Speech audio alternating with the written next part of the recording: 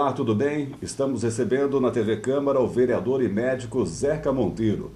Vereador pela 4ª legislatura, já foi vice-prefeito de Penápolis e também presidente da Câmara Municipal.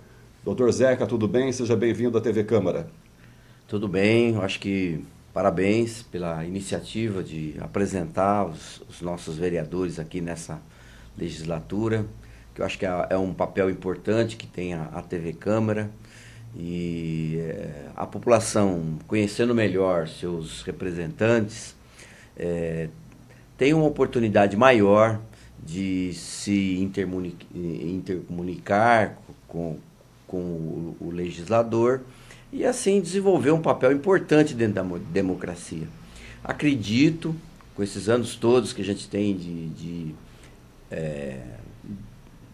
de atuação na área política, a democracia ela se faz através dos 3 poderes constituídos, né?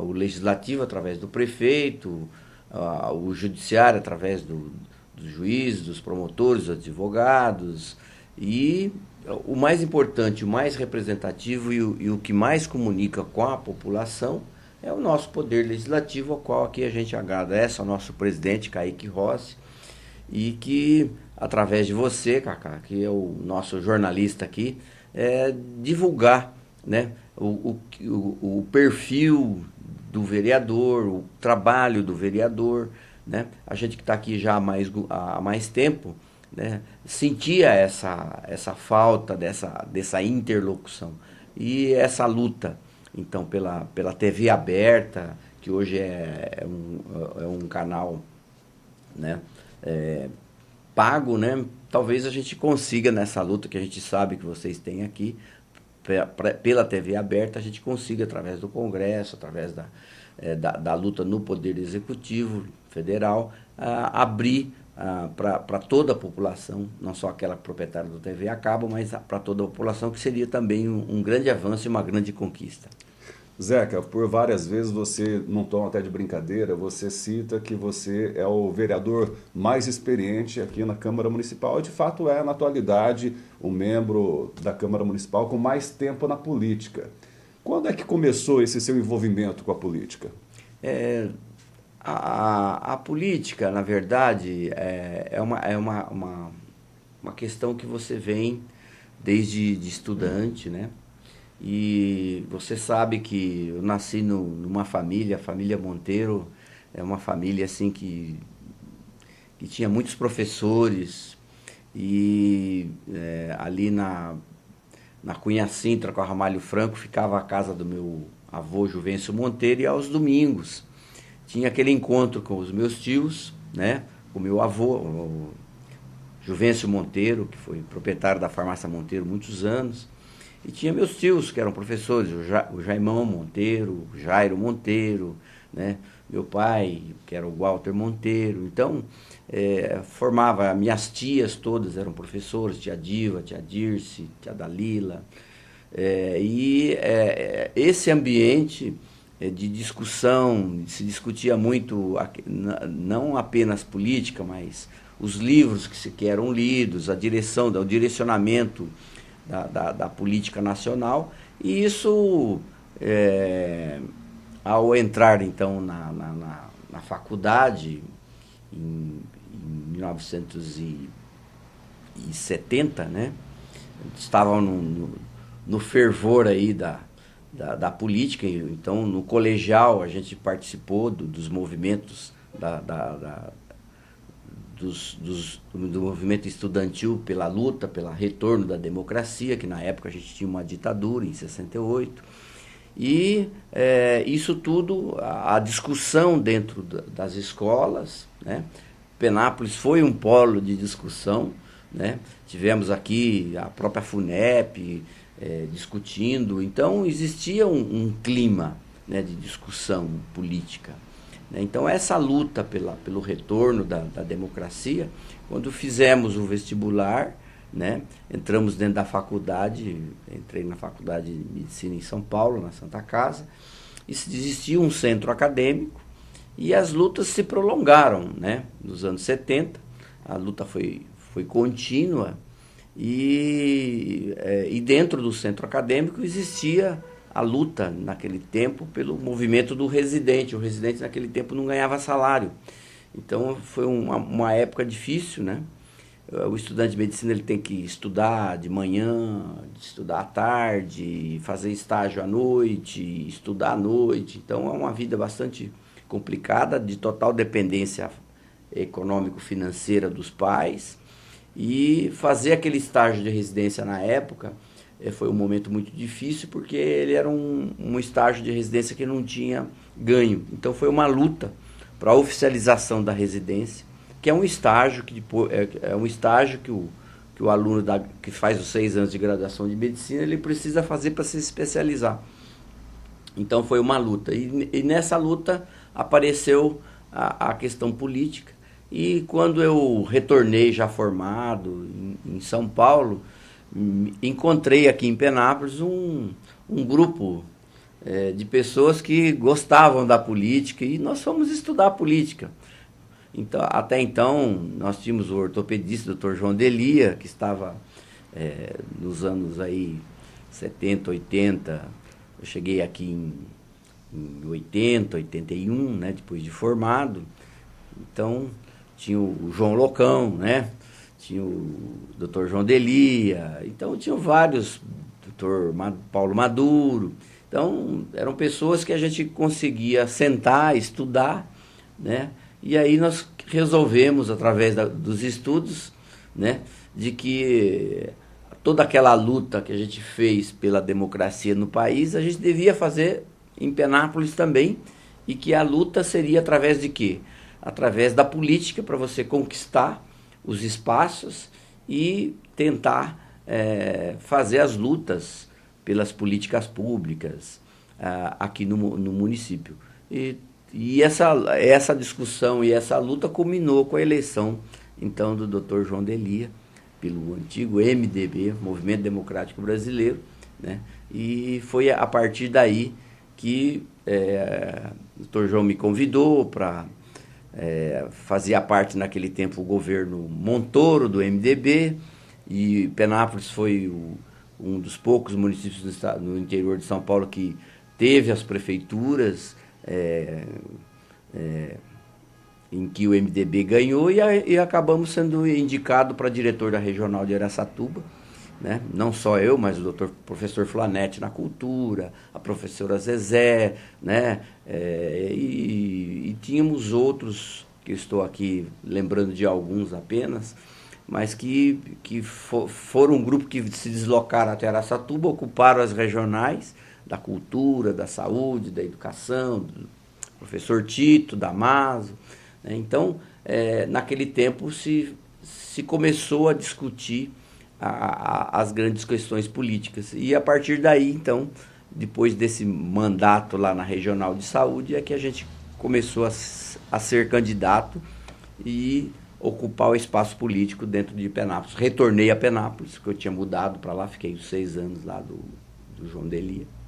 Retornei para Penápolis para montar o consórcio intermunicipal de saúde, que na época foi uma questão bastante importante.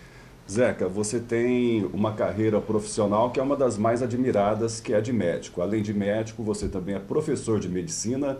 E quando é que você despertou a sua vocação, assim, vou ser médico, vou trabalhar com saúde? Essa vocação, Cacá, é uma coisa assim que a gente nasce com ela, né? Eu me lembro desde de criança, meu pai, o Dr. Walter Monteiro, era um apaixonado pela odontologia. Mas, na verdade, o que ele sempre gostaria, tinha como sonho, era ser médico, né? Então, por coincidência, né, nenhum dos filhos deles fez odontologia, eu fui o único que optei pela medicina. Então já era um sonho dele. De uma certa forma ele me passava esse amor à profissão, porque ele era uma pessoa que amava muito. Foi o primeiro dentista de Penápolis, né? Trabalhou mais de 60 anos você tem uma ideia, mais de 60 anos de dentista. Então, trabalhou dos 18 anos até mais de 80 anos. Então, foi um dos dentistas de vida mais longa em Penápolis. Já tiveram outros, como o Dr. João e outros dentistas em Penápolis. Mas, assim, o primeiro que veio com um diploma, né, e que veio lutar pela regularização da profissão, né?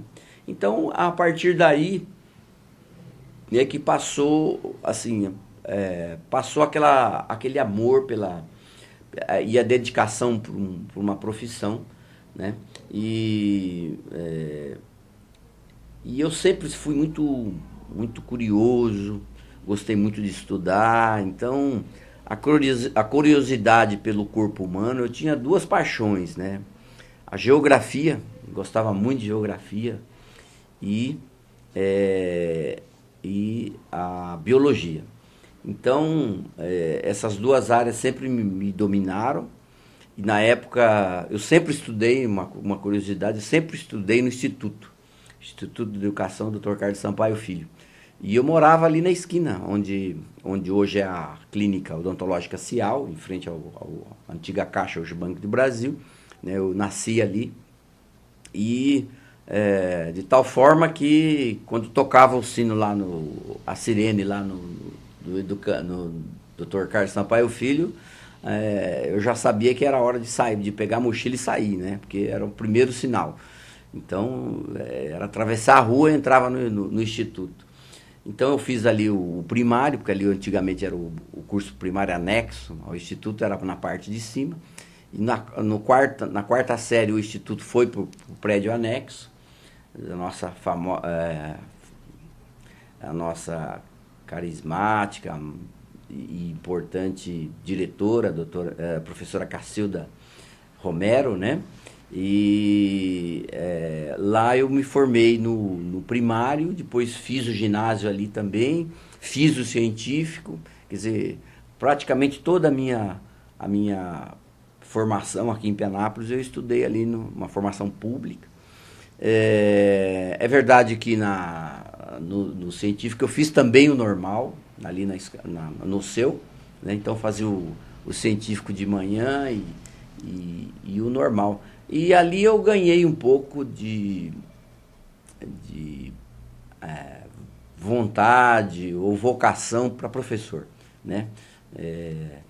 Professora Emília Niceto, né? Era professora no seu, uma pessoa maravilhosa, aliás, avó do nosso querido presidente, Kaique Rossi, e um pouco da parte científica do colegial e um pouco da pedagogia do seu, né? Do curso normal, da qual eu sou também professor primário, a qual eu tenho muita saudade, né? Daquele tempo. E a partir daí que eu fui fazer vestibular e fui para São Paulo para estudar, fazer o curso de medicina. E então, depois, no final do curso de medicina, ainda fiz vestibular durante o período da residência e cursei o curso de filosofia na USP, né? E que é também um curso que te obriga a pensar bastante com relação aos movimentos sociais. É pena que a gente acabou vindo para o interior e interrompeu aquele processo de estudo na filosofia. Mas participei nos congressos da UNE ainda, pela filosofia. O último congresso em Salvador da UNE, a gente foi na luta ainda pelo processo democrático. Então, foi uma luta estudantil, que foi uma conquista dos brasileiros. A época da ditadura foi uma época muito difícil, né? Tive vários colegas torturados e perseguidos, né? Então, é uma época muito difícil, mas que rendeu grandes frutos para o Brasil, né? Por conta de que hoje nós temos uma situação democrática, um país em que você pode manifestar de todas as maneiras, e isso contribuiu muito para a minha vocação política, né? Foi nesse movimento que veio a participação, a eleição, minha primeira eleição para vereador em Penápolis, onde, aliás, a população de Penápolis sempre me recebeu de braços abertos, e todas as vezes que eu me candidatei, eu me elegi. Às vezes eu não consegui o coeficiente eleitoral, mas tive o reconhecimento da população, né, nesses vários anos aqui de legislatura. Zeca, na parte pública você tem experiência tanto no executivo como no legislativo. E por várias vezes também eu já ouvi você falar que às vezes o poder público quer fazer, mas o cobertor é curto. Gostaria que você abordasse um pouquinho essa situação e também as diferenças do legislativo e do executivo, já que você fez parte das duas situações. Eu sempre coloco, cara, mais até do que isso, é o seguinte: a administração pública, ela é muito difícil da população entender que é uma administração pública, né? Que é muito diferente de uma administração privada. Uma administração privada, uma administração da sua casa, da sua empresa, do seu negócio, da sua profissão, é uma administração em que você compra a hora que você quer, você tem uma previsão de custo, você tem uma previsão, você faz um projeto, você contrata a hora que você quer, você demite a hora que você quer. E a população tem uma dificuldade de entender o que é uma administração pública. E às vezes os administradores públicos também não têm a formação suficiente para entender que a administração pública é você achar caminhos para fazer aquilo que você faz dentro da administração privada, mas fazer dentro da legalidade e dentro da ética, né? Então, você precisa entender muito bem o que é uma administração pública, o que é um orçamento público, o que é um planejamento, né? Então, a administração pública ela só contrata através de concurso público. Você não pode demitir o funcionário, você tem que conquistá-lo, você tem que praticamente convencê-lo que suas ideias são boas para que ele possa vestir sua camisa e fazer aqueles ganhos das políticas públicas. Então, é uma grande dificuldade, né? Porque as leis são muito rígidas, né? E dentro da rigidez e da legalidade, você tem que achar caminhos, né? Como ser ágil numa administração pública que exige todos os passos, né, de uma administração pública. Comprar só por licitação, hoje tem o pregão eletrônico, que foi uma grande conquista. Às vezes as pessoas não entendem, falam, mas a prefeitura tem que comprar no comércio local. Mas como comprar no comércio local se existe uma licitação pública? Então, o comércio local ele tem que estar preparado para participar dessa licitação pública e concorrer com todas as empresas, hoje praticamente do Brasil, do mundo inteiro.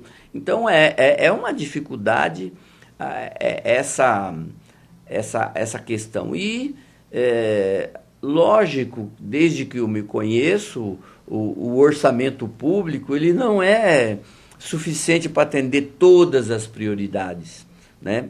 Daí, você tem que eleger aquelas que são as mais importantes, né? Mais importantes para a população e mais importantes para quem está no poder executivo, no poder legislativo. Então, por isso que às vezes o vereador pede para o prefeito, para o governador, para o presidente, e nem sempre aquilo que a gente está solicitando, quer dizer, não é o vereador que pede, é a população que pede para o vereador, e o vereador solicita uma melhoria de uma política pública, uma conquista, um investimento, uma máquina, uma unidade nova de escola, de saúde, enfim. Mas às vezes aquilo não está dentro do planejamento público e dentro do orçamento. Então, daí a importância da gente ter, e que foi um grande avanço em Penápolis, desde a época do Dr. João, as discussões dos orçamentos, né, com a população. Eu acho que isso faz com que a população entenda, ela tem a sua prioridade no seu bairro, mas ela precisa entender que existe uma prioridade na cidade e precisa ver se existem esses recursos para atender todo mundo. Então, acaba ficando aí um hiato, né, um espaço entre o que a população pede e que o prefeito, os vereadores, o governador e o presidente da República conseguem, e os deputados conseguem dar para essa população, né? A gente sempre fala que eu gostaria de ter um hospital novinho em Penápolis, todo equipado, mas será que existem esses recursos para todas as cidades, né?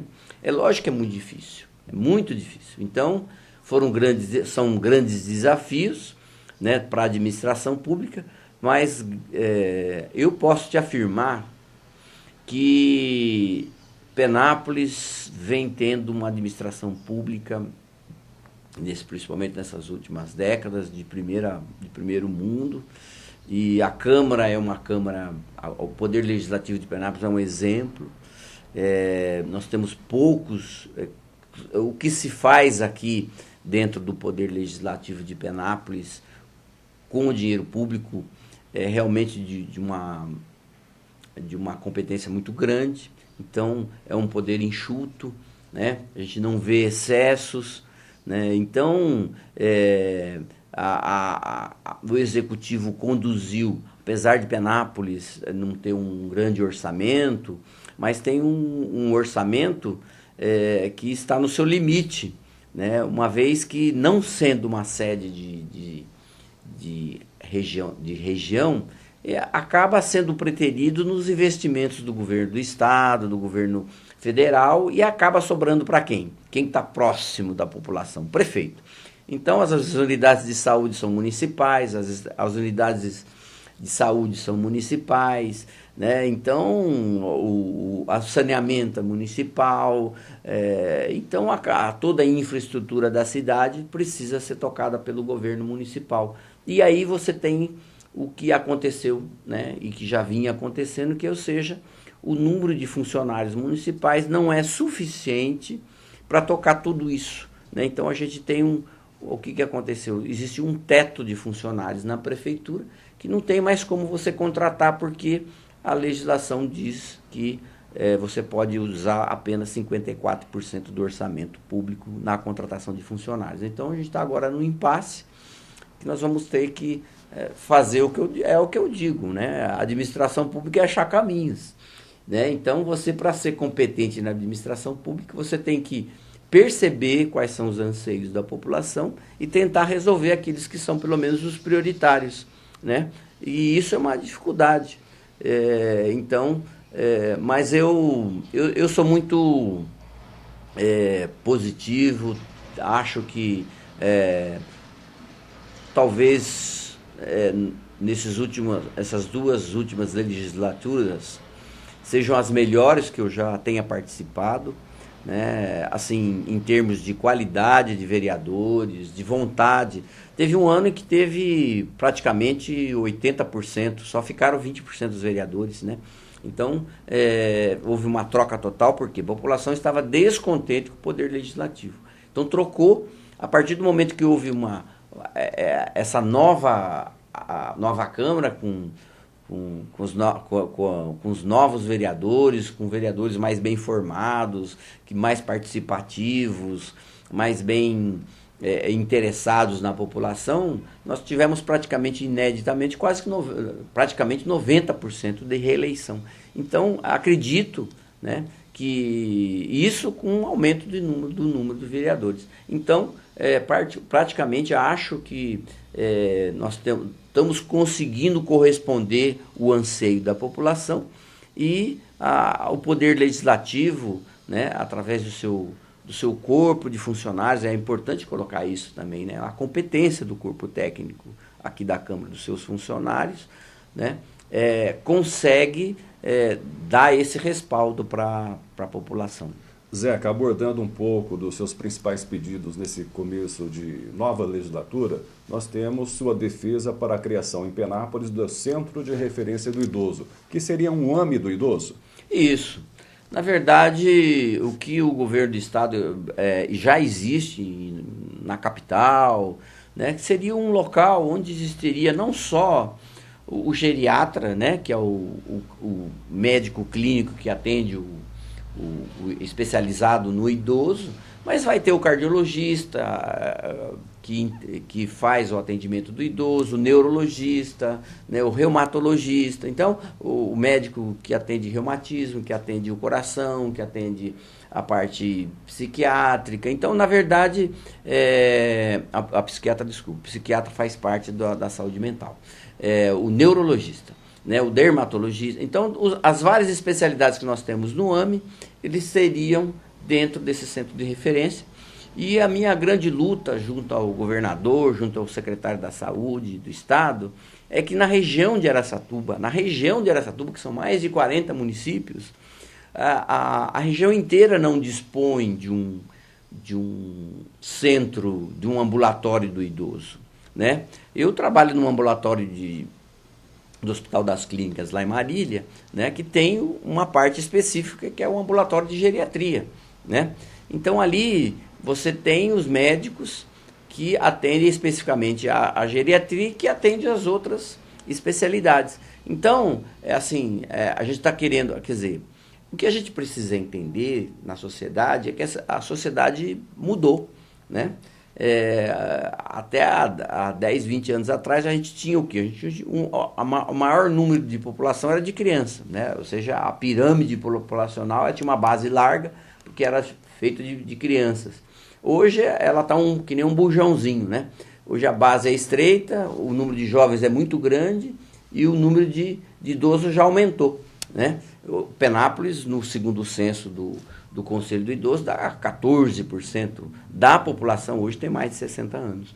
Então, a gente precisa se preparar, né? A população de Penápolis mudou o perfil e a população do Estado mudou o perfil. Então, o governo do Estado precisa estar atento a isso, né? Então, o que nós estamos querendo colocar é que, como nós, em Penápolis, temos uma tradição, né, nessa área, na área de geriatria, na área do idoso, nós temos aqui em Penápolis várias instituições que cuidam disso. Nós temos aí o Lar Vicentino, que faz um trabalho maravilhoso, nós temos a Casa Harmonia, que faz um trabalho maravilhoso, né? Nós temos aqui a Renascer, nós temos a Associação dos Aposentados. Então, temos as igrejas que trabalham em trabalhos. Então, Penápolis tem uma tradição no atendimento do idoso, que ele já vem de longa data. Então, o que nós estamos pedindo para o governador? A criação desse ambulatório especializado do idoso, que seria o Centro de Referência de Idoso, que pudesse atender Penápolis, a nossa comarca, e se for do entendimento deles, a região de Araçatuba. Porque a região de Araçatuba, se você pegar hoje, você não tem para onde encaminhar um paciente com esse tipo de problema, né? Agora, é interessante que qual é a característica do idoso. O idoso é um paciente que tem várias doenças, a gente chama comorbidade, né? Então ele tem uma maioria, no mínimo ele tem 5 doenças, né? Então ele toma, numa média, ele toma de 7, 8 a 9 remédios por dia. Então, ele precisa de uma outra engenharia que não só do especialista, ele precisa de um gestor, né? Um médico que seja o gestor todas essas. Então, ele vai no psiquiatra, ele vai no cardiologista, ele vai no reumatologista. Então, na verdade, né, ele tem uma série de médicos, mas um médico não conversa com o outro e acaba aquele monte de remédio intoxicando, né? Então, existe a necessidade desse ambulatório do idoso. Foi bem aceito na regional de Araçatuba a proposta, né? Eu já estou no tempo de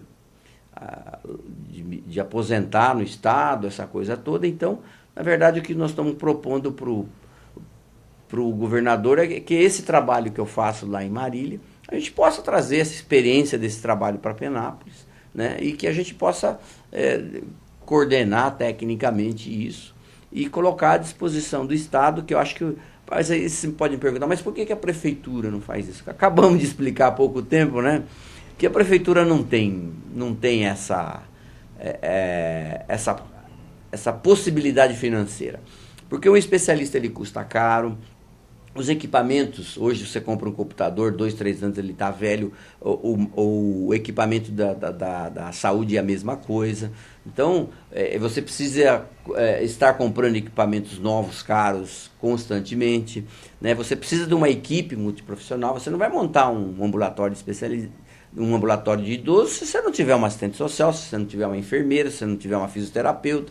Então, você precisa de uma equipe multiprofissional para fazer esse trabalho. Aliás, ele cuida de tudo, né? Ele cuida dessa parte social, é um ambulatório assim, bem interessante, né? Pelo menos as propostas. Talvez a gente possa fazer até uma adaptação em Penápolis, porque essa parte social, a população já praticamente resolveu através da Associação dos Aposentados, ou através da Renascer, ou através, né, e das várias, no Lar Vicentino, enfim, todos eles das igrejas que destinaram os espaços para os núcleos da terceira idade, e que precisam fazer esse incentivo, é muito importante. Então, a nossa luta, eu sei, mas você está lutando por uma coisa que é bem difícil. Tudo bem.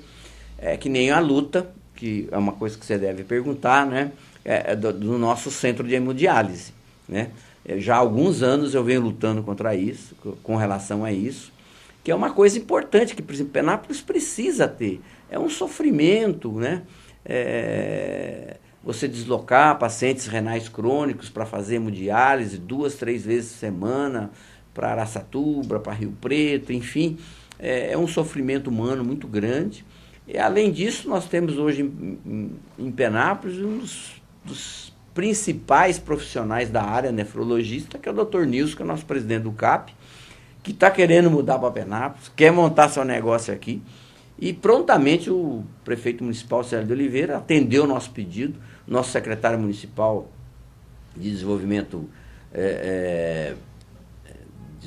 nosso secretário de Indústria e Comércio, né, o ex-vereador Hugo, que hoje ocupa a pasta, prontamente trouxe o Dr. Nilson. O Dr. Nilson olhou os terrenos, escolheu o terreno, já existe, já estamos na mão com os documentos ali na Irmãos Buranello, no Jardim Eldorado, e já temos as plantas, já conhecemos a equipe. É um centro de hemodiálise de alto nível, com equipe multiprofissional.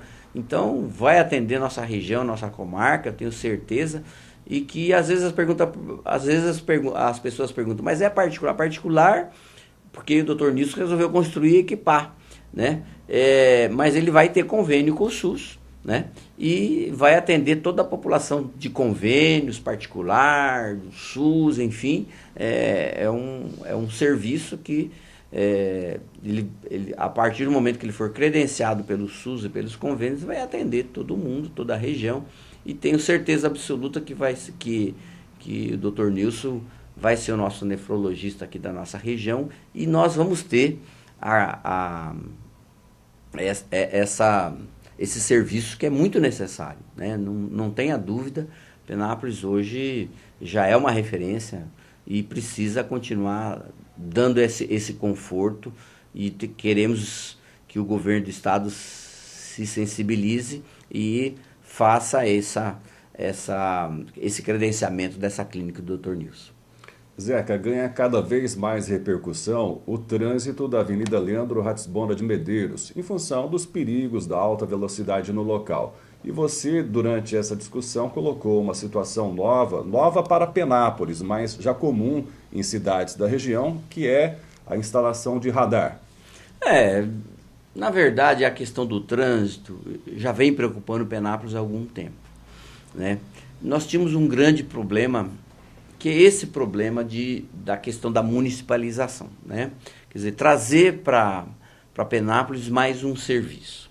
Então, à medida em que você não tem como contratar, não tem como trabalhar com isso, então é um problema complicado. Já vinha complicado há alguns anos, quer dizer, com o aumento progressivo do número de automóveis, do número de motos, de bicicletas, agora da bicicleta motorizada, enfim, quer dizer, na verdade uma cidade que tinha aí 8, 10, 12 mil automóveis, hoje tem 35 mil, quer dizer, mudou, né? Mudou tudo, e graças a Deus Penápolis é uma cidade planejada, com ruas largas, mas não adianta, se você tiver estacionamento dos dois lados, né, de uma rua, por mais larga que seja, para você passar ali e de volta é complicadíssimo, não dá, você tem que parar para um passar e para o outro passar.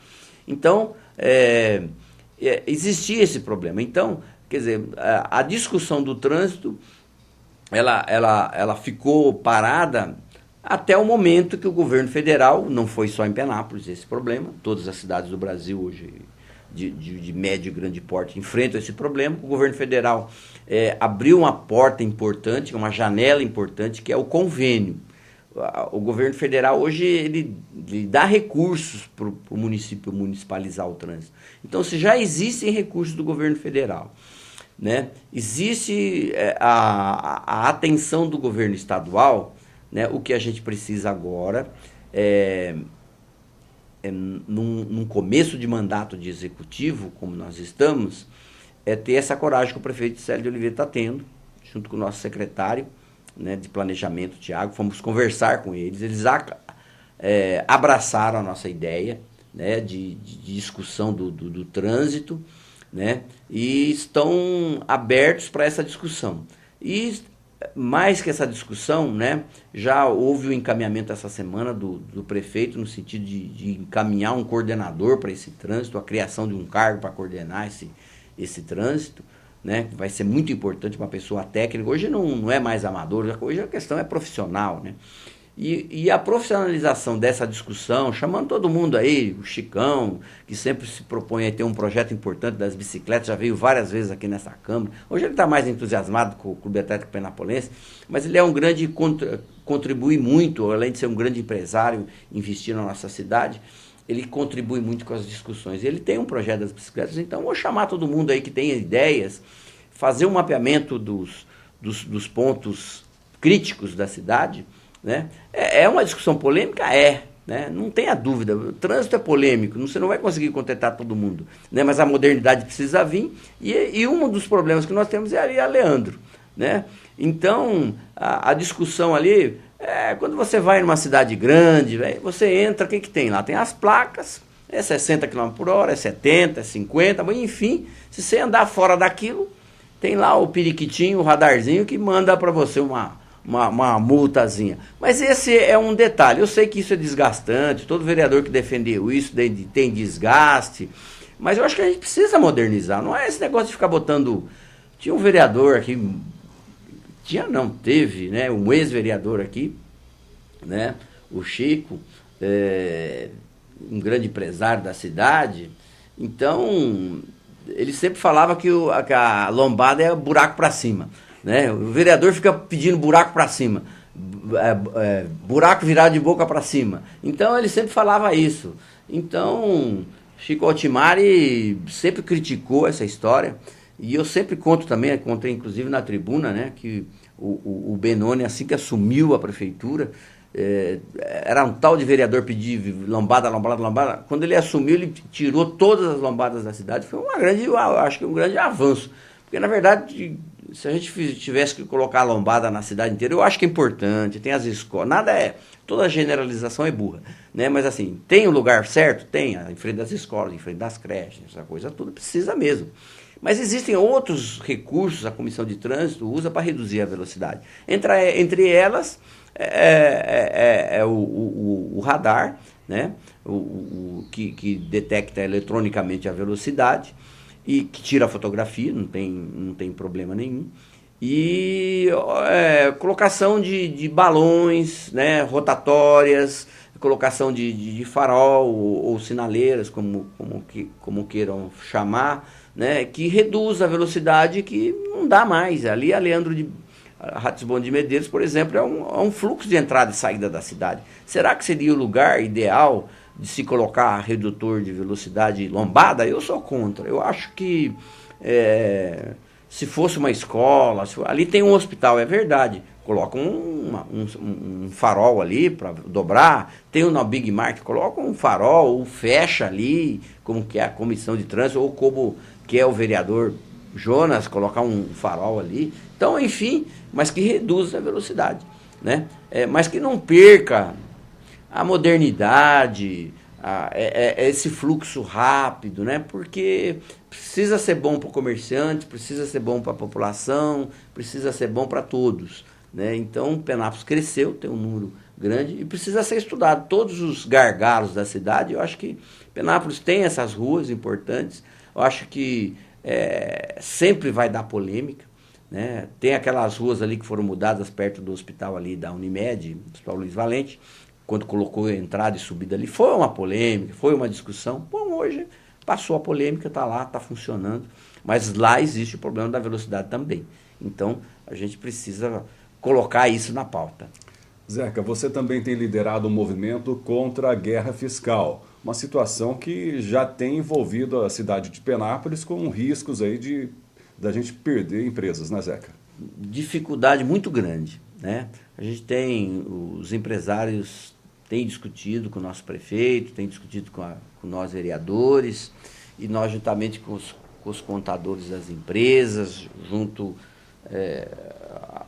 a regional dos contadores nos tem apoiado, o Francisco Pamplona, o Dr. José Roberto. Então, não é mais possível você manter o nível de ICMS no interior de São Paulo, principalmente na nossa região aqui próxima do Mato Grosso, com esse desnível do imposto do ICMS do estado de São Paulo em relação ao Mato Grosso. É a margem de lucro da empresa, né? Então, ou a gente mexe nisso, ou nós vamos ter uma migração mesmo. Se o empresário precisa, se ele tem uma empresa aqui, ele precisa aumentar essa empresa, né? Ele precisa construir um prédio novo, precisa duplicar seus funcionários, e a hora que ele constata, né, de que se ele montar 150 quilômetros para frente, de Três Lagoas para frente, ou em Campo Grande, ele deixa de pagar uma parte dos impostos, eu acho que começa a ficar difícil isso da boca deles mesmo, né? Fica difícil você querer que as empresas em Penápolis consigam desempenhar esse papel, porque na verdade esse imposto vai ter um preço lá na frente do produto diferenciado daquele que é fabricado no Mato Grosso. Então, como é que ele vai concorrer com o seu produto com um produto fora daqui? Então, é verdade, existe já há muitos anos, né, essa discussão da guerra fiscal no termos de Congresso, em termos de assembleias, mas o Congresso Nacional ele é lento, né? Nós estamos tendo uma disposição da presidente Dilma, está apertando o Congresso no sentido, já vi, tenho acompanhado na grande imprensa, né, essa discussão, né, de reduzir para 4% para todos os estados, alguns estados ser mais do que outros, mas enfim, é uma discussão que foi para o Conselho de Secretários da Fazenda, não teve consenso, então a discussão técnica não foi possível entre os secretários de Finanças, não, mas existe uma discussão política. Mas enquanto essa discussão, que já é antiga, não acontece, não sai, como é que fica Penápolis? Penápolis continua perdendo as empresas para outros estados? Não. Então vamos pedir para o governador algumas mudanças, o senhor governador está atento a isso, ele já mudou algumas coisas na indústria têxtil. Penápolis é um polo da indústria têxtil hoje, na fabricação de uniformes, enfim, da produção de vestimentos, de roupas. E estamos pedindo, então, o prefeito esteve na audiência com o governador, levou em mãos o pedido assinado por todos os vereadores, todos os vereadores assinaram, acham que são importantes. Não tem diferença partidária, não é uma discussão política, é uma discussão de desenvolvimento. Nós precisamos destravar o desenvolvimento do interior de São Paulo, porque não é possível a gente concorrer com impostos estaduais, né, por conta de uma guerra fiscal. Quer dizer, o imposto do interior do estado de São Paulo, aqui da margem do Mato Grosso, ser diferente, né? Nós não podemos concorrer com Sorocaba, com Campinas, com Ribeirão Preto. Lá a realidade é outra do imposto, mas aqui nós que estamos a 100 km, 150 km da fronteira do Mato Grosso, de Minas, nós temos que ter essa preocupação, né? Já que não é possível fazer uma zona, né, como existe a zona do Mercado Livre lá em Manaus e se desenvolve lá, nós não podemos ter isso no estado de São Paulo, segundo os contadores me colocaram. Então, se a luta não existe para ser uma região de incentivo, então que ela seja pontual nos nossos polos, né? Se nós temos aqui um polo de têxtil, tem que ter uma isenção do polo têxtil. Se Birigui tem uma indústria calçadista, tem que ter a indústria calçadista. Enfim, cada cidade da nossa região vai ter que lutar por isenção daquele ponto para poder sobreviver, né, nessa questão. Eu acho que é uma luta importante. Penápolis não pode perder mais. A gente sempre fala em trazer, né? Lógico que se você não consegue manter as que estão aqui, nem imaginar trazer, porque se ninguém vem para cá para montar uma indústria num lugar em que o imposto é mais alto do que 100 km para frente, entendeu? Então, é importante a luta por um centro industrial novo, um distrito industrial novo, mas não adianta se você não tem incentivo do próprio governo do estado para isso ser feito, ainda mais sendo um polo de têxtil, não ter incentivo de... Então, acho que tenho certeza que o prefeito conversou com o governador vai vir para Penápolis, segundo a imprensa, né? Então, eu louvo o esforço de todos aqueles partidos políticos que fizeram com que essa aproximação fosse possível, mas que tem uma resposta para isso, né? Uma resposta firme e antes da solução da guerra fiscal, porque o que a gente quer é uma resposta agora, nesse interstício entre a resolução lá do governo federal e aqui o nosso problema do dia a dia. A gente precisa de uma resposta para os nossos empresários. Eu acho que é função da Câmara, é função do Executivo lutar junto ao governador. Falar, mas não é função do vereador. Lógico que é função do vereador. Está interferindo diretamente nos empregos, né, da nossa cidade, do desenvolvimento da nossa cidade. Nós acabamos de dizer aqui que Penápolis não pode mais contratar funcionário público, mas se ele tiver novas indústrias e o orçamento crescer, é possível contratar mais pessoas. Zeca, eu deixo agora espaço para as suas considerações finais. Cacá, foi assim, é bacana, eu acho que eu estou à disposição da população, a gente tem bastante experiência, é lógico que hoje o perfil do vereador, o perfil do homem público mudou. Hoje ele tem que ser uma pessoa bastante aberta. Hoje a discussão não é mais uma discussão municipal, nem estadual, né? Às vezes ela é nacional, às vezes ela é internacional, pela própria evolução. Vocês são da mídia, vocês sabem, hoje a mídia globalizou, né? Hoje tudo que acontece, não só em Penápolis, mas no estado de São Paulo, no Brasil, na América Latina, no mundo, hoje refletem diretamente aqui no nosso dia a dia. Então, a gente precisa se atentar. Um dia desse, uma idosa me cobrou, falou, mas escuta, como é que ficam as calçadas em Penápolis? Não vai mudar? Olha, é uma coisa difícil de conscientizar, mas eu acho que vamos lutar. Já conversei com o prefeito, vamos botar fiscal na rua, vamos melhorar a qualidade das nossas calçadas, porque hoje a nossa população idosa precisa, e os nossos necessitados especiais precisam de uma calçada, mas é a responsabilidade de quem? Do dono do imóvel, manter essa calçada. Então, a prefeitura precisa ficar atenta aos passeios públicos, né? Os proprietários, as indústrias, todo mundo hoje. A gente tem que entender que a cidade, né, é a extensão da nossa casa, né? Se você cuidar direitinho da sua calçada, da sua árvore, todo mundo da limpeza da rua, ajudar a cuidar da praça pública. Hoje é um problema a praça pública em Penápolis, né? São muitas, são uma centena de praças públicas, e como é que o governo municipal vai manter isso? Parcerias. Hoje a comunidade tem que fazer parte dessa parceria. As instituições, as indústrias, né? Não existe inventar a roda, né? Eu acho que o cobertor é curto, acaba se fazendo o que é mais importante na saúde, na educação, na segurança pública, na infraestrutura, e às vezes aquele cuidado do dia a dia não se atenta. Mas precisamos de soluções, né?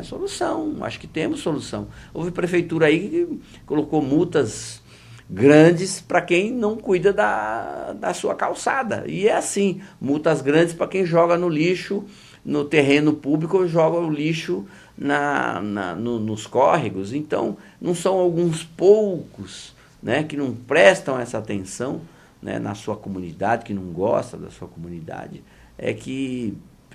Eu acho que Penápolis hoje ele tem uma projeção nacional aí com a evolução do Clube Atlético Penapolense, coloca Penápolis em evidência no estado de São Paulo, no Brasil, né, vai disputar o Brasileirão agora. Penápolis precisa ficar uma cidade bonita, com as calçadas bonitas, as ruas limpas, as praças bonitas. Então, o aspecto, precisa ter esse trânsito, precisa fluir direitinho, precisamos de ter impostos compatíveis com a nossa realidade para que possamos ter mais emprego, precisamos da capacitação, acho que nós estamos atentos, precisamos de uma estrutura de saúde melhor, vamos lutar, né? E é isso, acho que existe uma boa vontade da Câmara Municipal, existe uma boa vontade do Executivo, e desse esforço em conjunto, vamos parar de olhar o passado um pouco. Eu acho que as nossas sessões têm se caracterizado por denúncias que já foram apuradas, já foram colocadas, existem tantos projetos novos, tantas lutas para serem feitas, e aí ficar aí mascarando. Então, acho assim, existe o presidente da Câmara tem uma vontade incrível, um garoto jovem, nunca houve uma votação tão expressiva. É um sinal que a população tem esperança, né? Tá acreditando. Então, agrediu o presidente da Câmara, agrediu os vereadores, agrediu o Executivo com denúncias vazias.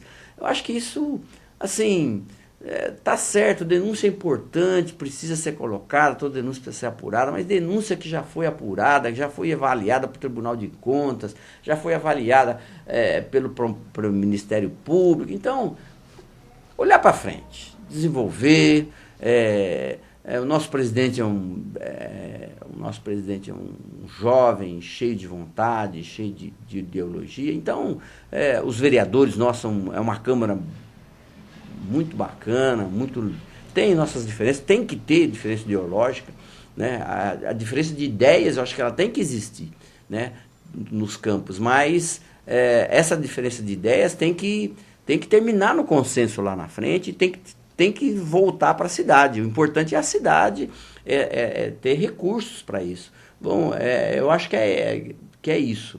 E eu tenho certeza absoluta que essa Câmara, assim como a outra foi uma legislatura vencedora, essa tem muito mais chance ainda, com a experiência da anterior, de ser uma legislatura que vai ganhar também, eu tenho certeza disso, já está ganhando o apoio de toda a nossa população, porque além de eleger, você tem que convencer, né? Então, uma coisa é se eleger, outra coisa é se convencer para ser reeleito, né? Então, a gente tem certeza disso, e que essa legislatura vai ser uma melhor possível, e nós se colocamos à disposição da população, né? O Cacá me cutucou aqui, eu sou mais experiente, é verdade, em termos de idade, né? e experiência em administração pública, que eu trabalho com essa administração pública, né, desde que eu entrei no serviço público, há 35 anos atrás, né? Estou completando agora em 13, eu entrei em 78, são 35 anos de serviço na administração pública, né? A gente entende de administração pública e sempre participou do processo político de Penápolis. Eu acho que é uma obrigação, né? E é uma obrigação, e mais do que isso, é um orgulho, e faço isso com a maior boa vontade, e tenho a mesma vontade do primeiro mandato, a mesma força, né? E acredito, né? Foi uma opção da minha família no passado morar aqui, ajudar a crescer. Fomos acolhidos de braços abertos, a minha família, né, meus amigos, nossos parentes, e crescemos, trabalhamos, nos desenvolvemos aqui e somos muito felizes aqui. Quero continuar assim, junto com os nossos parceiros vereadores, nossos parceiros no executivo, parceiros no judiciário, e transformar essa comunidade numa coisa feliz, solidária, cidadã, né? Penápolis, como dizia o ex-prefeito João Luiz, princesa da cidadania. Acho que é isso aí, a luta da cidadania, ela se dá todos os dias, né? E é isso que a gente precisa. E eu confio plenamente no Poder Legislativo, no Poder Executivo, no Poder Judiciário, que Penápolis vai, não só está vencendo, mas como vai continuar melhorando.